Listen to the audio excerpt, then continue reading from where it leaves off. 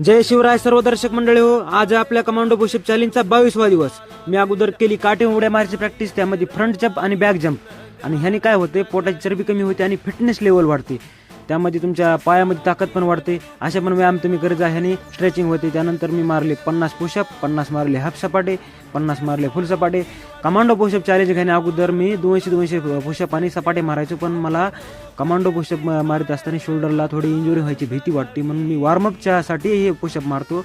Push-up जोर bye टाका हे माझं गोल नाही. अगोदर वॉर्मअपसाठी हे सगळे व्यायाम मला चालू ठेवावं लागतं. त्यामध्ये मार्शल आर्टची पण प्रॅक्टिस केली मी, आणि हे पण आता सर्व सुरू करणार आहे ह्या सगळ्या. कारण की मला असं आतापर्यंत ठिकाण भेटलं नाही. हे जे ठिकाण आहे मला आता अशी भेटलं आहे, आणि तरी मी ह्या वावरावाल्याला विचारलं नाही की मी ते प्रॅक्टिस करू की नाही. तिथं मी मनानेच गेलो. त्यानंतर मी मारले स्प्रिंट रनिंग, आणि रोडवर स्प्रिंट मारण्यासाठी कोणाला विचारायची गरज पडत नाही. आणि ही तर मी मार्शल आर्टची प्रॅक्टिस करू शकत नाही. मी मारल्या 2-4 स्प्रिंट रनिंग, आणि त्यानंतर आलो आपल्या वर्कआउटवाल्या प्लेसवर.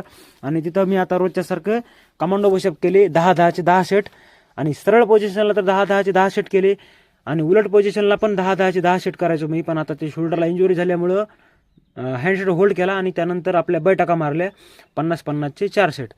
200 बैठका मारून आपला वर्कआउट झाला फिनिश. जय शिवराय. आणि तुम्ही पण 200 बैठका मारी जा रोजच्या, काय फरक पडत नाही, मांडीची पॉवर वाढते.